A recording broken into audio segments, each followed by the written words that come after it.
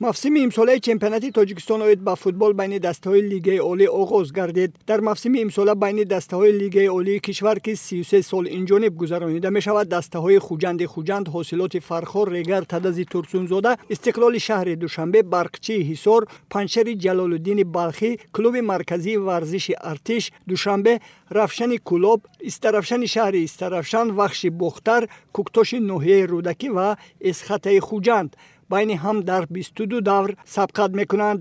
Чемпионати мазкур то санаи 10 ноябр идома меёбад.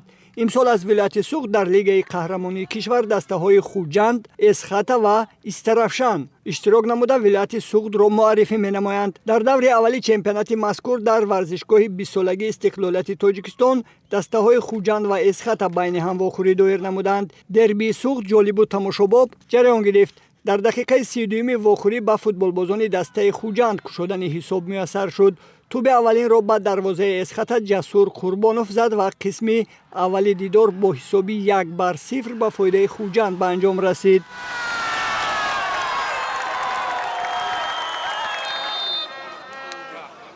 дар қисми дуюми бозӣ барои қоидаситезӣ бозингари дастаи Хуҷанд Фирдавс Абдусалимов ва бозингари тими Эсхата Ойбек Абдуғаффоров бо корти сурх муҷозот шуда аз идома додани бозӣ маҳрум гардиданд.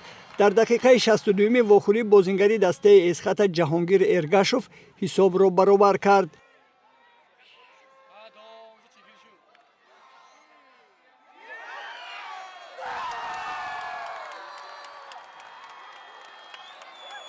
Дувоздаҳ дақиқа пеш аз анҷоми вақти асосии вохӯрӣ футболбози дастаи Хуҷанд Артём Сердюк голи дуюми дастаашро ба дарвозаи Эсхата зад.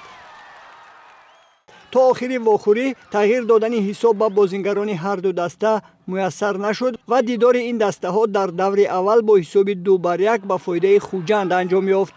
дар даври дуюми чемпионати мазкур санаи 12 апрел Хуҷанд дар майдони худ бо ҳосилот ва 13 апрел Эсхата бо клуби марказии варзиши Артиш вохӯрӣ доир менамоянд.